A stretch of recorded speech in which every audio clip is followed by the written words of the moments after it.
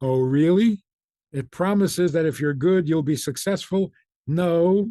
It promises that if you're wicked, you'll be punished? No. So is the Torah the answer or isn't it? Let's reread the Torah without the ego. That's how it all began. The whole universe is a relationship.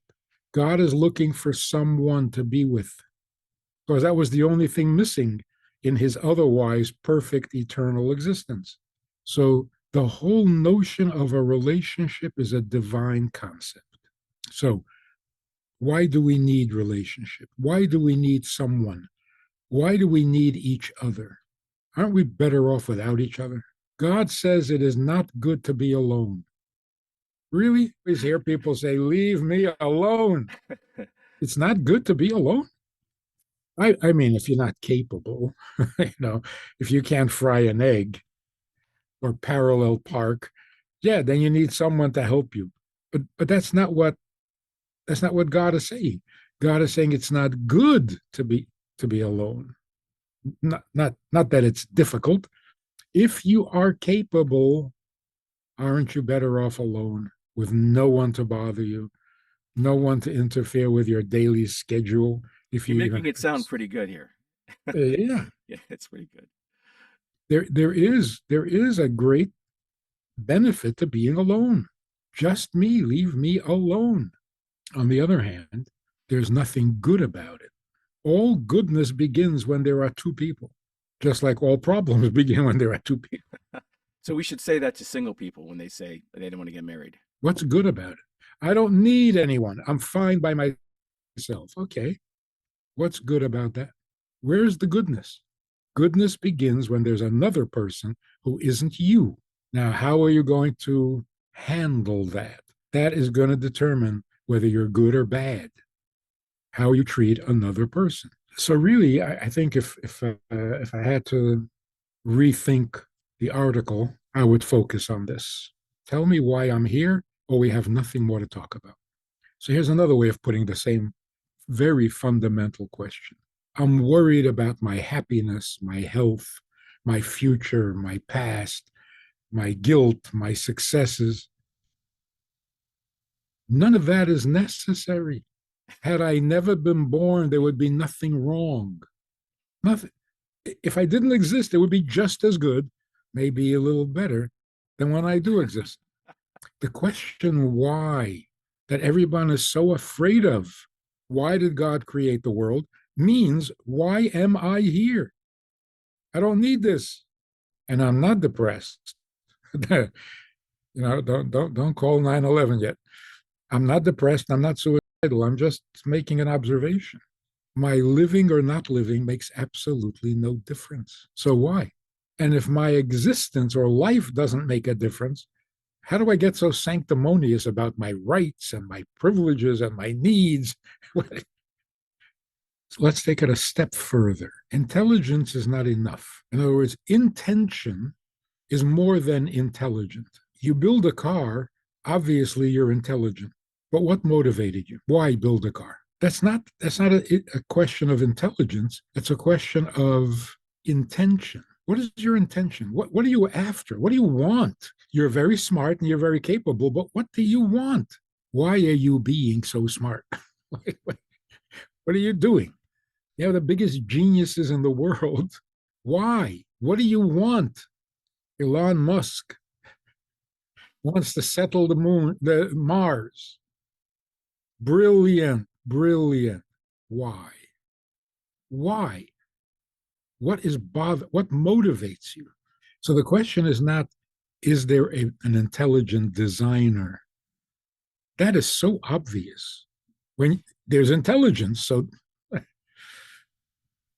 that is not yet God.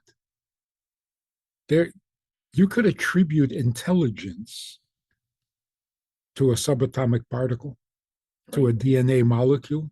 The question is only, all this intelligence is motivated by what? So you can be very, very intelligent and evil to the core, and you use all your intelligence to create chaos.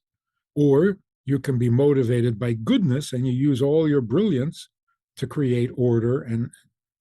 But what is your motivation? So there are no atheists. You have to be too ignorant. And then if you're ignorant, you're not an atheist. You're just ignorant. No one in the world, no one in the world who has any intelligence doesn't attribute the existence of the universe to a creator. If you believe in evolution, then the creator is subatomic particles with some gas colliding. That's your creator. It began with a subatomic particle. Then the subatomic particle is God. So when we say God, we mean that which existed from which all else gets its existence. You want to call it a subatomic particle? Fine, that's your God. Again, keeping religion out of it. God means that which existed without being created, and all that exists came from that existence. There's no one who denies that, if you have any intelligence at all. I mean, it's like saying, do you believe everything began at the beginning? No. What do you mean, no? What do you know about that beginning? Scientists are getting very familiar and very descriptive of the subatomic particles and the gases and whatever. They're getting to know their God. The one thing their God is missing is not intelligence, because subatomic particles can be intelligent. The one thing that the subatomic particle is missing is intention. What do you want? Why did you collide and make a big bang? For no reason? A God who has no reason, not so impressive. And it doesn't answer my question about myself. Why am I here? I'm the result of a big bang? Why? See, idolatry means attributing free will to anything other than God. That's idolatry. If you believe that the moon is brilliant, that's not idolatry. If you believe that there are angels who know everything, not idolatry. But if you think an angel has its own agenda, that's idolatry. So what really is God? God is the only intention that makes things happen. The sun doesn't have an intention. If you think it does, you're worshiping the sun. This is so humanizing. Without it, we're not human. The whole world came into existence through a big bang, and it ends with a big bang. What's the loss? We just don't want to suffer. That's why a big bang is perfect, because it's over in a second. It'll only hurt for a second, and then it's over. And who cares? Who cares? I love to stop these young people who are really intensely motivated to make the world better. It's impressive. They're really idealistic. They really believe in tikkun olam, which is very noble. But I want to stop and ask them, you want to fix this world and make it perfect? You know, if it didn't exist, it would be just as perfect. Is the world really so significant that fixing it is your purpose and goal in life? Why fix it? Let it evolve itself into whatever it's going to become, was the why question. That's what makes God God. Without a why, there's no God, there's no purpose, and I don't need this. I don't need to be here. I'll put it in different words if we have a minute.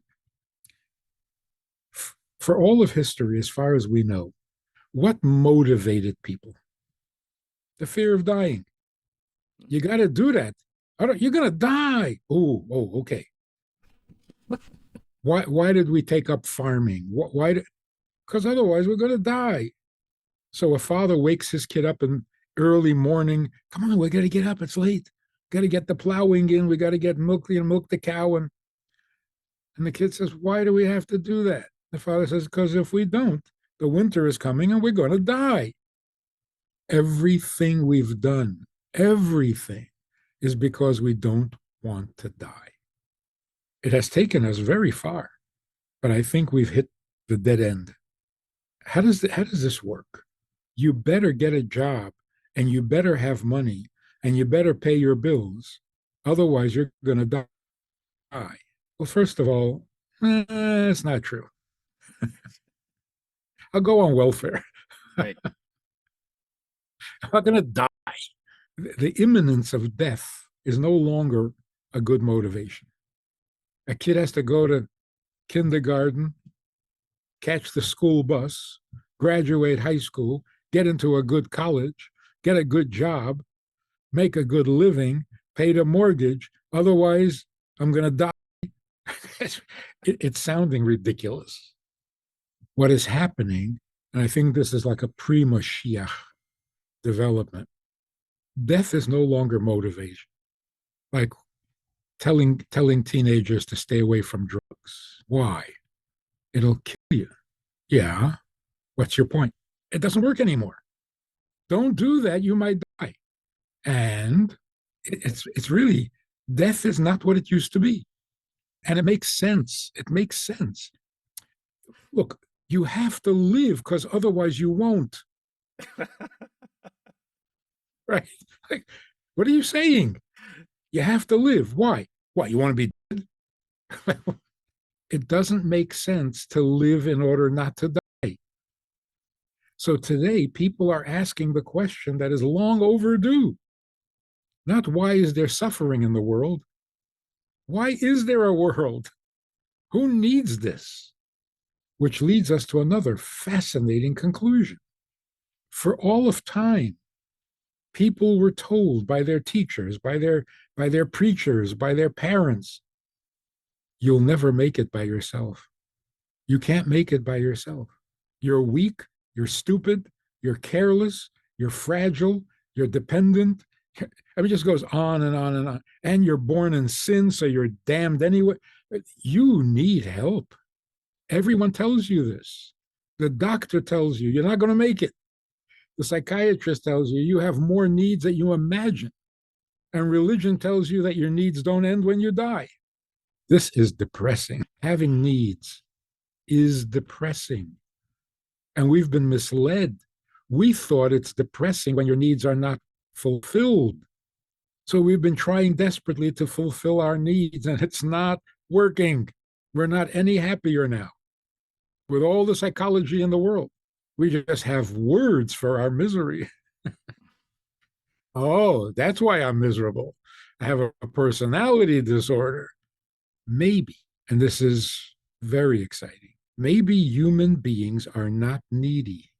It is not natural for a human being to have a need. So instead of trying to fulfill the need, we got to dump it. No needs.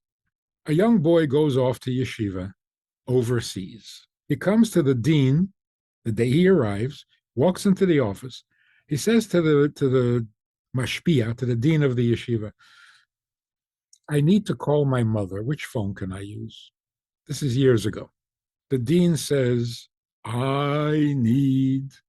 The boy says, yeah, I need to call my mother. The dean says, I need. So thinking quickly, the boy says, my mother needs me to call her. Which phone can I use? The dean says, good, it's time to stop lying. When the boy says, I need to call my mother, it's not true. He's calling his mother because he knows that she's sitting by the phone waiting. Otherwise, he would never call. So it's his mother's need that he's talking about, yet he's calling it his need. Why do we do that? What's wrong with just telling the truth? It's a lesson in life. I didn't ask to be born. I didn't create myself. I don't even know why I'm here. And I don't need anything. Even I need to eat. I need to eat. I like to eat. I need to stop eating. To say I need to eat is like the boy saying I need to call my mother. Because if I designed myself, I would not need to eat. If I designed a car, it would not need gas to run on. But I didn't design myself. So whoever designed me handicapped me with this need to eat. I didn't ask for it. I'm not even sure I agree with it. I don't want to be dependent on food. So when I say I need to eat, I'm literally lying. I don't need to eat, but I can't not. So who did this to me? I don't need to eat. Who needs me to eat? I don't need to breathe. Who came up with this brilliant idea? You can live if you breathe. Stop breathing, you stop living. I don't understand that. Why do I have to breathe polluted air? And if I'm underwater, I'm not going to make it because I need to breathe. I don't need to breathe. I need to be independent of breathing, but I'm not. So the question is, who did this to me? If you're going to be honest and not plagiarize, your mother needs you to call. Don't call it your need. That's not only lying, it's stealing. Don't steal your mother's need. Don't say, I need to eat, I need to live, I need to succeed. I don't need anything. And that's why I don't ask to be born. And if I wasn't born, I would never complain. You wouldn't hear a complaint from me. So what in the world are we? You think after 5,000 years we should figure that out? We're so confused. We're so frustrated by this confusion. A person wakes up in the morning and says, thank you for giving me another day of life. I hope you have a reason for it. But two things. First of all, this undying conviction that there is purpose to life. Where do we get that from? Who told you there's purpose to life? Why do you assume there is purpose? You just ruined the other thing for me. Now you're going to ruin this. There's no purpose. What does it even mean? Purpose to my life means that I was designed and created with a purpose in mind, not in my mind. It's a little confusing because we call it my purpose. What is my purpose? It's misleading. I'm the result of a purpose. I can't make one up. Either I was created with a purpose or there is no purpose. So you can't just wake up one day and say, my purpose in life is to be a doctor. How do you know that? It's not a purpose, it's an intention. In other words, the purpose has to exist before you do. The purpose for the car has to exist before there's a car. That is the best proof that God is an intentional creator. The fact that we have this natural, instinctive sense of purpose can only be because there is a purpose. It's like you would never be homesick if you never had a home. So this hang up on purpose is not pathological. We're not all crazy. We're looking for the purpose because there is one. We just can't find it. That we were designed purposefully, there's no question about that. It's a creator's purpose or there is no purpose. So you can't have people running around making up their own purpose. No, saying my purpose, like an individual thing, my purpose, is like saying my truth. It's nonsense. Right. You have your truth. So that is the best proof that God created us with a purpose, because we're like desperate to find it. That's right. So it must exist. And because it must exist, it also must be communicated somewhere, sometime. Right. If God has a purpose for me, how would he not communicate it? So then when my grandfather says to me, God came down to Mount Sinai and told us his purpose, I said, oh, okay. It had to happen somewhere. So the Torah is basically God revealing his purpose. Everybody, like you say, everybody agrees the Torah, the Bible, is a revelation from God. The question is, what exactly did he reveal? The tragedy is our egos get in the way. And we came to the conclusion God gave us his plan. He told us why he created the world, and it's all for us. So, what is the Bible? The Bible is instruction to help you get the most out of life. I think most people would agree with that. The Bible is there to help you get to heaven. The Bible is there to help you have a good life. The Bible is there to help you have a meaningful life, a moral, noble, whatever it is you want to gain. That's what God is offering you. That ultimately, without exaggeration, feeds right into narcissism. Even God the Creator is there for me. It is so disturbing. It is so distasteful when you think about it. God is there for you. What are you talking about? That means you're God and he's your valet. This self-obsession. It's all about us. It's all about me. God loves me. God saves me. God gives me. But it's so wrong-minded. He created the entire universe, and there's nothing in it for him. There's the question. Right. There's the question. So he creates the entire universe and doesn't need anything. I didn't create anything, and I am so full of needs. Give me, get me, make me. It is so backwards. And look at the result. Narcissism has become the norm. All about me, all about me. I have to validate me. I have to, have to love myself first. I have to respect myself. I'm first. I'm everything. How do we change that? How do we and get? then you wonder why you're depressed. What Okay, do so you- the answer is in the Torah. Oh, really? I read the Torah. There's no answer. It promises that if you're good, you'll be successful. No.